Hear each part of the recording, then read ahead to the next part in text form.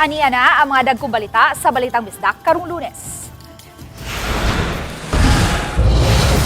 Moabot sa kapin usa ka gatos ka mga balay ang naugdaw sa dakong sunog sa Mandawi City niadtong Biyernes. Human ibalita sa Balitang Bisdak, ang mga gubang drainage cover sa Lapu-Lapu City giayo na. Bag-ong gipanganak nga baktin daw susama sa tao ang dagway.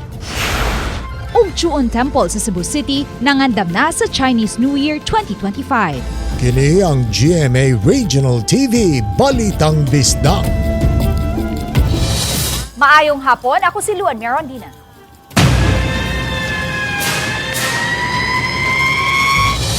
Moabot sa kapin sa usa ka gatos ka mga balay ang naugdaw sa sunog nga miulbo sa boundary sa duha ka mga barangay. Upaw ug Look sa Mandawi City niadtong Biyernes. Gilungag nga kanon gituoang hinungdan sa sunog. Ang report ni Nico Sereno. Alas 5:23 sa hapon itong Biyernes, gialarma ang sunog sa parte sa may sitio Pukang o Oplok kun Upaw ug Look ingon man sa Purok Orchids sakop sa Barangay Upaw. Daling mikatag ang kayo sa nagsikit-sikit nga mga panimay. Sa investigasyon sa kabumbiruhan, gingong nagsugod ang sunog sa usa ka balay kundi ang 10 anyos nga batang lalaki nga nag-inusara sa ilang balay ni Ato Higayuna nagtak-ang og kanon para panihapon. Butane stove ang gamit niya apan wa mabantayi sa bata nga gidakop kini sa kayo. Iya pang gitabang niya. Muto ingon siya nga anak ko niya matabang init kain kayo ma. Ma wala man na po tuyo ama. Kuan naman tuma ka nang ako pa manggipatay ang kayo man niya wala naman mapatay ma. Sihilak siya na po sir ko sagdail lang wala man na nimo tuyo. Kusog pa kayong hangin, so isa po ka factor sir nga ngano ni dako kayo siya. But konpud dapat salamat po ta kay paspas man po datong response. Daghan po ta gyapon nga balay nga na save. Even though nga sikit-sikit siya. Sa pag-igo sa sunog, usa ka 62 anyos nga babay ang nadala sa ospital tungod sa minor injury. Apan human sa pipila ka oras, namatay kini gumikan sa atake sa kasing-kasing. Kasamtangang gipahimutang sa gym sa duha ka mga barangay ang mga nasunugan. Sa tala sa CDRRM Mandawi, 51 ka mga balay ang hingpit nga nasunog sa Barangay Upaw ug 49 sa Barangay Look may usasab nga partially burned. Moabot sa 126 ka mga pamilya tanan ang apektado o 477 ka mga individual. Samtang sa sesyon sa City Council, ang miulbo nga sunog usa sa nahisgutan. Nagpasalamat sila sa abag sa mga fire personnel ug volunteers. Misaad sab ang syudad ug tabang sa mga naapektuhan. Ang deklarasyon sa state of calamity magikan sa barangay. The barangay declaration, yeah, sila mismo dito sa barangay that would be enough to ask for financial help. Panawagan karon sa mga naapektuhang residente maabagan sila sa ilang pagbangon human nining pait kaayo nga kasinatian. Samtang sa Cebu City ni atong Sabado sa gabi, nasunog ang usa ka balay sa Bukirang Barangay sa Babag. Gituohang hinungdan niini ang nakasaksak nga Bluetooth speaker. Matod sa tag-iya, gicharge niya kini dayong lakaw para mutrabaho. Ang asawa milakaw makadyot ni Ato Higayuna kay mipalit og sudan sa gawas. Nagtinabangay unta ang mga silingan aron mapaong ang kayo apan naugdaw gyud ang balay. Duha ka mga motor sab ang naapil pagkasunog. Gito lang hinungdan sir, ako nabiyaan, katurong gyud siya. Wala nila inabiyaan ano ginagsak mo. Wala sir. Nagluto ano po no. Wala. Wa naman ko kaabot diri kay di naman maduol niya nay mga tao diri nga ni tabang ba. Grabe gyud kapaspas sa kayo. Grabe gyud. Sudras na yung na minutos yun. Sus ambot murag layo ra 5 minutes uy. Basta dali ra jud kaayo. Nagtinabangay ang mga silingan ug taga-barangay aron mapahiluna ang pamilya nga nasunugan. Iduso sab sila sa syudad para sa financial assistance. Uban ni Cleofer Lumayag, Nico Sereno. Balitang Bisdak. Human mabalita sa RTV Balitang Bisdak ang mga nangagubang tabon sa manhole sa Barangay Maribago, Lapu-Lapu City. Din adunay duha ka mga tinunan sa Maribago High School ang nangasamad human mabuwasot. Giayo dayon kini sa City Engineer's Office. Ani ang report. Enero 22, migawa sa RTV Balitang Bisdak ang reklamo sa mga ginikanan sa duha ka mga tinunan sa Maribago High School nga nangapalta sa ilang face-to-face classes karong buwana. Human mahiagom og samad dihang nangabuasot sa nagubang manhole cover sa Datag Maribago sa managlahing insidente. Nunot sa balita, gipadad-an gilayon og mga personnel sa City Engineer's Office ang dapit o giayo na ang mga nagubang tabon sa manhole. Ang dapit di inabuasot ang duha ka mga tinunan nga gialihan lang og ubang tarima human sa insidente, karon kini na ang hitsura. Samtang ang gubang manhole cover at bang mismo sa barangay hall nga gibutangan lang og tubo aron magsilbing early warning device na ayom-ayom na usab. Sa kasayuran nga gihatag sa DPWH Cebu 6th Engineering District sa RTV Balitang Bisdak, gipasabot sa Information Officer niini nga si Engineer Daffodil Hugan nga human ma-turn over niadtong 2023 ang naasoing proyekto ngadto sa end user niini nga mao ang Barangay Maribago ang naasoing barangay na ang mag-maintain sa maong proyekto. Mikapin sa 41 million pesos ang proyekto nga may gitason nga 2,825 meters. Sakop sa mong proyekto ang habig sa Pahak Maribago Road paingon sa General Aviation Road. Nakumpleto ang maong proyekto niadtong December 20, 2019 ug na-turn over kini ngadto sa barangay pagka Enero 2023. Matud ni Maribago Barangay Captain Rosalino Abing, sukad ma-turn over sa ilang barangay ang maong proyekto, makadagang higayon na sila nagpaayom-ayom sa mga tabon sa manhole sa habig sa Datag Maribago. Kay di pareho ang level sa pagkahimo sa drainage, ang lawom nga dapit ang sagad sa napan sa tubig kun mubunok ang kusog nga uwan, hinungdan sa pagkagabok sa mga tabon sa manhole. This is from administration Miss Una, ma'am. Yan, kami na lang mo'y nagsunod na ni kay tungod sa iyang gigamit ng mga materialis pa, mga nipis ra. Plus, kanunay siyang makuha nagtubig, munang nalata. Dugang ni Kapitan Abing, sukad kini ma-turn over kanila, 56 na ka mga tabon ang ilang napaayom-ayom. So doon time nga mahutdan og materialis ang syudad. Kami nalay mo dul out og among ikuag materialis. Oh, amo na itong kuan kanang di man mahimo pud ato ikos barangay. So manggihimo magtampo-tampo lami mga council. Usa sa mga mulupyo sa dapit kansang anak usa sa mga nasamad ug nabuwasot sa gubang tabon sa manhole mipadayag og kalipay sa dinaliang aksyon sa LGU apan nang hinaut usab nga matiwas gyud pag-ayo ang tanang mga nangaguba nga tabon sa manhole aron wa nay laing mabiktima pa. Usa sa bag-o lang naguba nahimutang at bang mismo sa Maribago High School. Aksyonan jud na jud sukad nga inyohang i-flash sa GMA Balitang Bisdak na aksyonan gyud ang among yangungo sa drainage, ma'am. Wa pa lang nahuman kay nagkuha naman siya, nagsunod-sunod naman og kaguba. Butang nga gipasalig usab sa City Engineer. Matod ni Engineer Perla Amar, sa 142 ka mga tabon sa manhole sa Datag Maribago, 58 na ang ilang naayom-ayom, sukad kini ma-turn over ni adtong 2023. Ang fabricated flat bars nga nangaguba, gipulihan nila og angle bars. Actually, wa pa jud mi mohunong sa pag-repair. My personnel are doing the kay mag-cutting man jud ta dito sa motor pool. Di man ta mag-cutting on-site kay di man ta matulin kay maka-traffic na pod. So, ila nang gisuko na dito on-site and then mag-cutting sila sa angle bars and then on-site na kuha na sila magkanang trabaho na dito on-site. Samtang giawhag usab sa City Engineer ang CTMS nga limitahan ang load sa mga dagkong sakyanan nga mangagi sa dapit aron di malupyak ang mga tabon sa manhole. Nanawagan usab sila sa mga barangay official sa pagsiguro nga mabutangan usab og mga early warning device ang mga gubaong tabon sa manhole nga wa pa naayo. While we have not yet repaired the site, sila na mismo mabutang og mga warning signs or maybe they will purchase steel plates para temporarily i-cover ang kanang mga lungag kay ang nakita ko na to karon ilang alihan naman og mga katong mga damage pagali pod nga mga kahoy lang. Uban ni Godfrey Rilien, Luan Merondina, Balitang Bisdak. Usa ka 12 anyos nga batang babay, patay human kini mahiagom og grabing angol sa lawas ug ulo. Kini human na disgrasya ang motorsiklo nga iyang giangkasan nga gimaneho sa iyang 38 anyos nga inahan. Kinsa nahiagom usab og mga angol sa lawas. Nahitabo ang insidente dihang nasaghiran sa usa ka delivery van ang motorsiklo sa biktima. Parehong nagsubay sa National Highway sa Barangay Poblasyon sa lungsod sa Alcantara ang duha ka mga sakyanan. Nahitabo ang insidente pasado 2:00 gahapon sa hapon.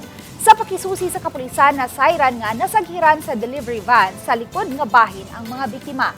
Apan ang 55 anyos nga driver sa van kinsa na priso na, matud pa wa masayod, wa usab makabantay nga aduna siya'y nasaghiran.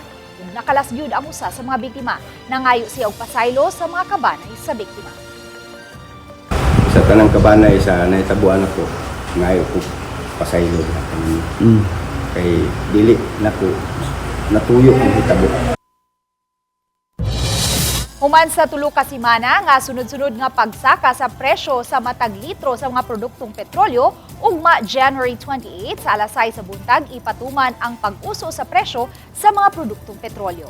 Gipahibaw sa Department of Energy Oil Industry Management Bureau nga mumenos gikan sa 20 sentimos ngadto sa 80 sentimos ang ius-us sa presyo sa produktong petrolyo matag litro. Ang pagmenos sa presyo sangputanan sa pagbukas sa ubang mga oil refineries sa mga pantalan sa US Gulf Coast. Ang pagmenos subay sa proposed tariffs ni US President Donald Trump na maghatag og epekto sa global economic growth ug kinatibuk ang demand atol sa winter storm. Kini ang GMA Regional TV Balitang Bisdak.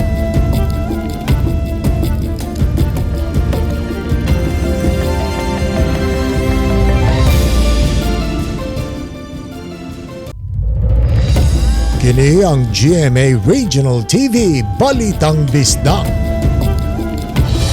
Sa Cebu City, arestado ang usa ka lalaki human gingong kalit lang nanigbas. Matud sa sospek, wa siya masayod sa iyang nahimo kay matud niya may nihunghong kaniya aron buhaton ang krimen. Ang detalye ni Nico Sereno. Pabilin nga gipriso sa Guadalupe Police Station ang 40 anyos nga lalaki human giingong nagwild og nanunggab niadtong Huwebes sa gabii sa may barangay Kalunasan. Ang biktima, kauban sa hinigugma og mga kaila, nagtambay lang sa karsada dihang naabot ang suspect. Wailangan kalit kunong mihana og pagpanunggab ang suspitsado, maong gisuwayan siya pagpugong sa biktima. Samdan among biktima sa lain-laing parte sa lawas. Apan matud sa suspect, wala siya'y kalibutan sa nahitabo. Iyang gibarugan nga daw may misud kaniya nga daotang espiritu ni adtong higayuna. Mo nainisud na ko. Misud nga Sa atong mo sa tali mo hangin dito nga. Unsa may gisulti adto? Nay gisubo sa imo? Wala sad. Siya na yung dasong lawas. Wala nung ginabutan. Wa na kalibutan. So ka idea nga nadunggaban nato nimo. Ha? Wala ka idea nga imo nato matigbasan. Oo, wala na. Nakidumot ato, nakaaway ato niya. Wala. Kaya sa itong gadagan ba? Singgit ag isa-isog na gadagan niya. Doon lang mga sanan. Ito ako na tubang eh. Sila may mabtan. O din lang ako tubangon. Wala itong ibuhat. Dipinsa sa nila. Muto ka itong niya nga na ako ninisod sa iya. Hindi ko mutuwa na sir. Kabaw sa sing ibuhat. Kasong frustrated murder ang giandam batok sa suspitsado. Uban ni Cleofer Lumayag, Nico Sereno, Balitang Bisdak. 44 ka mga panimay sa sitio Sangi Interior, Barangay Paho, Lapu-Lapu City ang apektado sa sunog niadtong Biyernes sa hapon.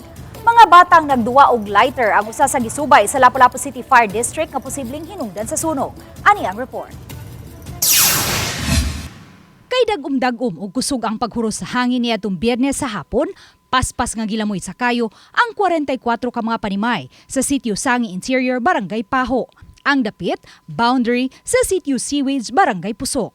Tungod sa kadako sa kayo, giisa ang sunog ngadto sa 5th alarm. Dihang napaong na ang kayo, dinhi na nasuta nga 38 ka mga panimay ang naugdaw, diin unom ang partially damaged. Usa sa gisubay sa Lapu-Lapu City Fire District ang taho nga dunay duha ka mga batang lalaki nga nanag-edad og 4 ngadto sa 5 anyos ang nagduwa og lighter. Duha ka bata sa first sa ground floor, ang duha na sa second floor. Dayon ang amahan sa bata nga ang aman sa bata nga duha nasa ground floor mo'y nakakita nga nag-aso na ang second floor pero nagagawas na ang bata ana. Ang gamit sa bata ma'am sa pag-investigar na ko lighter. Nagduwa-duwa sila sa second floor. Kasamtangang gipahimutang una sa gym sa Barangay Paho ug sa San Miguel Sports Complex sa Barangay Pusok ang 59 ka mga apektadong pamilya. Nahatagan na usab sila og mga relief food boxes ug non-food items, lakip na libreng pack meals sulod sa tulo ka adlaw. Mipasiug da usab ang Lapu-Lapu City DRRMO ug Early Disaster Recovery Program sama sa paghatag og psycho first aid aron maalibyuhan ang nasinating trauma ug stress sa mga apektadong pamilya. Ang mascot sa Disaster Resilience sa Lapu-Lapu City nga si Opong Andam lakip sa milingaw sa mga nasunugan ilabi na sa mga bata. Ug may pa-ice cream pa.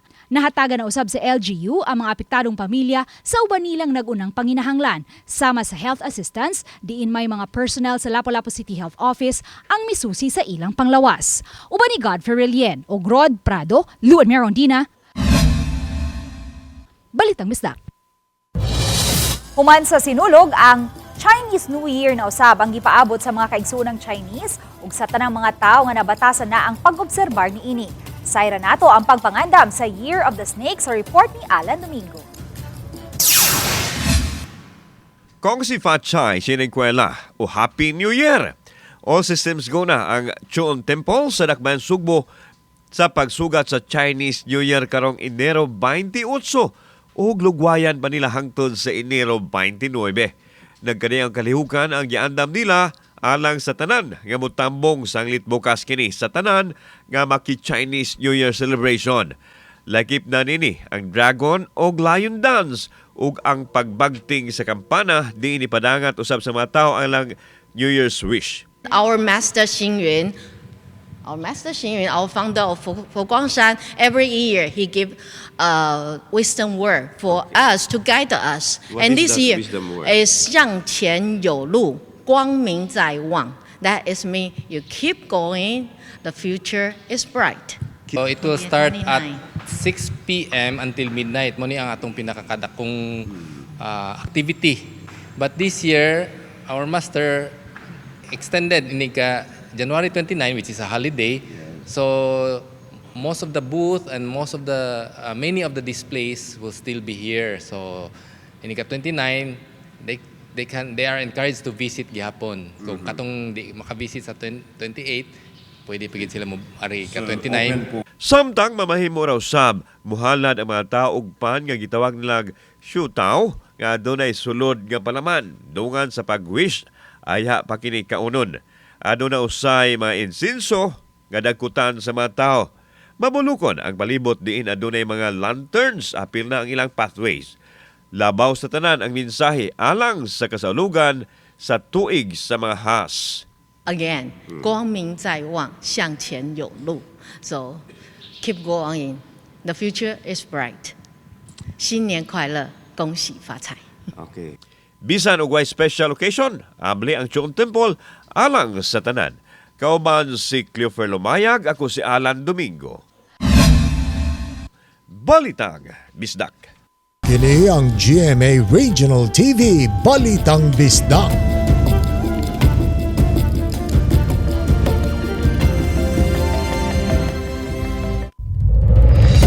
Kini ang GMA Regional TV Balitang Bisdak. Mangayo mig dispensa ning sensitibo ug makapakugang nga balita. Sa Barangay Lutak, Dakbayan sa Naga, patay ang inahan ug duha ka mga anak human tigbasa. Ang suspect ang iyang kapuyo. Makisayod ta sa live report ni Femari Dumabo. Fem?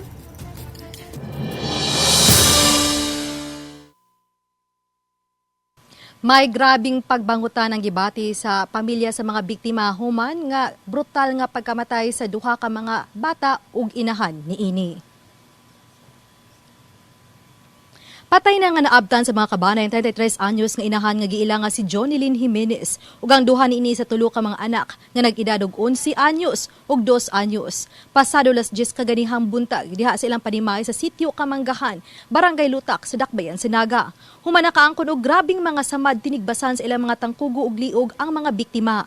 Ang inahanog ang 2 anyos nga mga biktima nga naa sa ilang lawak nga nagbuyod. Samtang ang 11 anyos nga biktima ang diha na sa lingkuranan sa ilang kananan na palgan nga wa nay kinabuhi.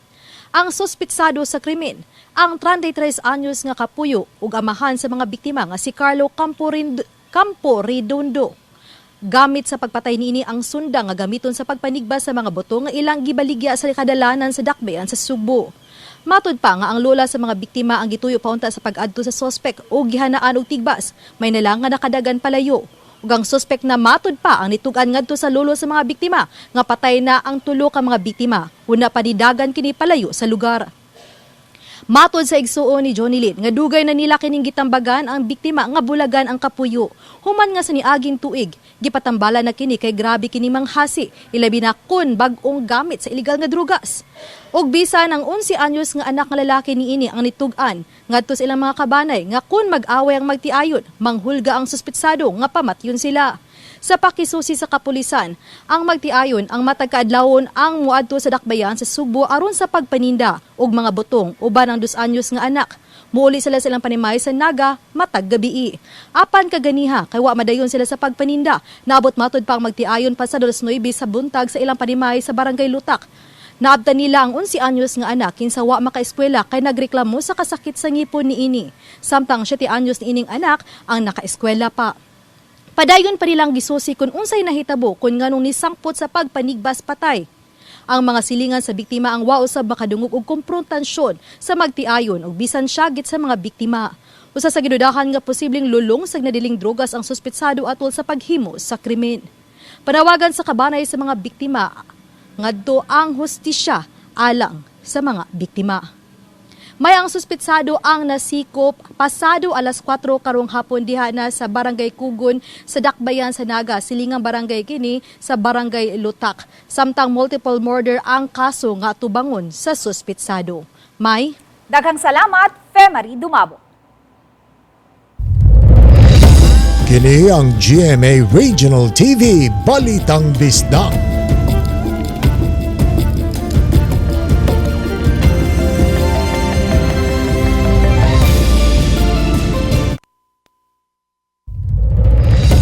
Kini ang GMA Regional TV Balitang Bisdak. Sa Tanay City, Negros Oriental, bag-ong gipanganak nga baktin nga daw adunay hitsura sama sa bata nag-viral. Ang detalye sa report ni Alan Domingo.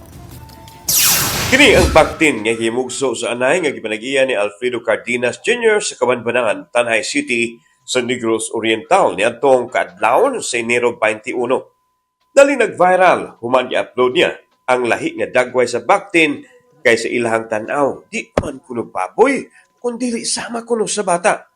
Gawas pa, hamis ang panit ini. Gikan sa ulo o sa tibok lawas, lahi sa mga igsuon ning mga baktin nga baboy yun ang balhibo. Kasi pagtuon ninyo ato, ganong inatog naon? Kaya nakuyawa na nahadlok ko. Katong nitingog, na-shock ko itong nitingog. O sa may tingog Na-curious ko mo lang, baktin? ikuha na ko video. Ni Andorra siya nga yun. Oh, ana. Tingog og bata siya. Matod ni Alfredo nga pangwalo ang naaswing baktin nga himugso sa iyahang anay ug mao kini ang nalahi. Pan human sa 4 ka oras nakabsan usab sa kinabuhi ang baktin kay maglisod man sa pagtutoy sa gata sa inahan. Gilubong ra usab dayon nila ang baktin. Giklaro sa tag-iya nga anaa sa safe o luwas nga lugar ang ilang tangkal ug walay tawo nga makasayon-sayon og pagpaduol o mosulod subay usab sa katahap sa uban nga basin og adunay nagbinuang sa anay. Asa man to nahabala ng anay ninyo? Kuan lang. Tong sa butakal sa among silingan. Ba? Wa to man agig hubog diha basing naagian og hubog inyong anay. Wala man pod, sir. Gipaambit ni Alfredo nga daw nagdala og swerte kaniya ang baktin kay sukad gimabdos kini sa anay gigrasyahan pod kuno sila. Dala di siya swerte kay before ato nakakuan mong kuan na mga unom naman to kabaka akong kan yung cellphone ako. Tapos nakakuan ko kaan kalubinhan. Kaubang si Rod Frado o Clarence Gabutin. Ako si Alan Domingo. Balitang Bisdak. Subay sa mong balita, dihang gipakita ang nag-viral nga video sa Bactin, gipasabot ni Dr. Maria Christine Hope Dehadena, Talisay City Vet, nga posibleng premature ang Bactin o baka nakasinati kini og abnormalities dihang anaa pa sa tiyan sa anay maong wa kini mapurma og tarong dihang gianak. Naadyo tayo mga cases gid nga may ani pero very rare ang gid no. So gilabtan ang baboy, gilabtan ikaw.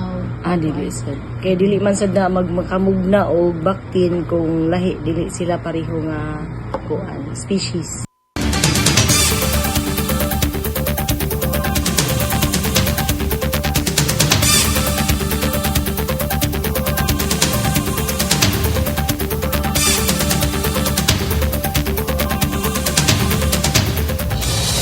Mandawi City LGU may pahibaw sa Commission on Elections kabahin sa ilang pagpangapod-apod sa mga ayuda.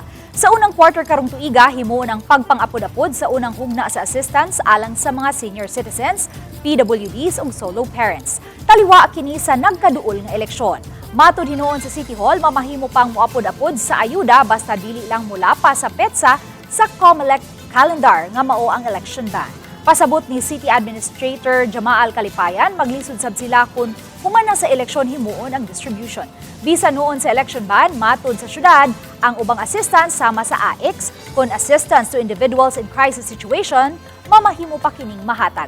Apan pag-abot sa buwan sa Mayo, dili na. We are targeting end of February up to March 28 to already distribute all of that. Aron puntaon, dili maapiki ang mga senior na to kay kung muhuwat after elections na grabe ang delay kay it will be sometime on July pa. Wala matigayon ang nakaschedule unta nga pag-atubang sa mga aircraft cleaners ug sa ilang management didto sa buhatan sa Doli 7 niadtong Enero 21 human gikatahong napakyas pagtambong ang management sa naasoy manpower services kay matud pa wa kini makadawat sa notice gikan sa Doli 7. Personal nga gisusi ni Peso Lapu-Lapu City Manager Kim Francisco ang branch ni ini sa Lapu-Lapu City ug nasayran niyang gi-reschedule ang pag-atubang sa mga aircraft cleaners ug sa management karong Enero 28.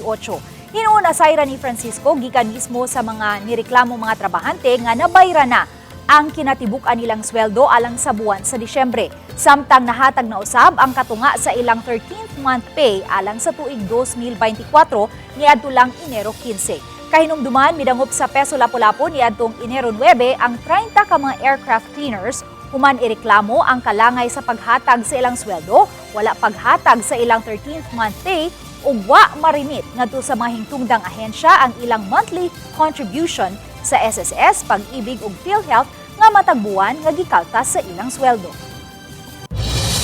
Aron pagsiguro nga way ni usa sa mga personnel sa Lapu-Lapu City Police Office ang nalambigit sa illegal nga drogas, matag Lunes 20 ka mga personnel ang random nga pilion ug ipaubos sa drug test. Matud sa spokesperson sa Lapu-Lapu City Police Office, Police Lieutenant Colonel Christian Torres, ang maong inisyatiba gisugdan niadto lang Enero 20 subay sa mando sa bagong Regional Director sa Police Regional Office 7 nga si Police Brigadier General Redrico Maranan. Ganihang buntag, laing batch na usab sa 20 ka mga PNP personnel sa Naasoy Police Office ang gipaubos sa random drug test. Sa pagkakutlo ning balita, wala pa'y gipagawas nga resulta sa naunang drug test niadtong Enero 20. Ug aron masiguro nga walay makalikay sa random drug test, higpit nga ipatuman ang pagsusi sa attendance sa mga personnel matag flag racing. Prior mo pick up mi og 20 ka personnel, amo silang i-check daan nilang attendance nya. Makita man na to og kisay sigig absent og sigig rason ba. Sunod ana nanagitay mga pangan ana. 31 anyos nga lalaki nga misulod og nangawat og mga mahalong relo sa usa ka panimay sa Barangay Mabolo, Cebu City nasikop. Gila ang gidakop nga si alias John kinsa gireport nga nisud sa panimay sa biktimang ginganlan og David kaganihang buntag. Nasayran nga wala malak ang pultahan sa balay. Nakuha sa suspect ang upat ka mga relo sa biktima nga gibadabanang mobalor sa 200,000 pesos. Adunay nakakita sa pagsulod sa suspect, hinungdan nga dali kining na report ngadto sa kapulisan. Wala dayon mabawi ang mga gikawat nga mga relo kay matud sa suspect, gilabay na niya kini. Sa follow-up operation, napalgan ug na-recover ang upat ka mga relo nga nagbalor og 100,000, 50,000, 30,000 ug 20,000 pesos. Matud sa dinakpan nga tungod sa kawad-o nahimo niya ang krimen. Giandam na ang kasong theft nga ipasaka batok sa dinakpan.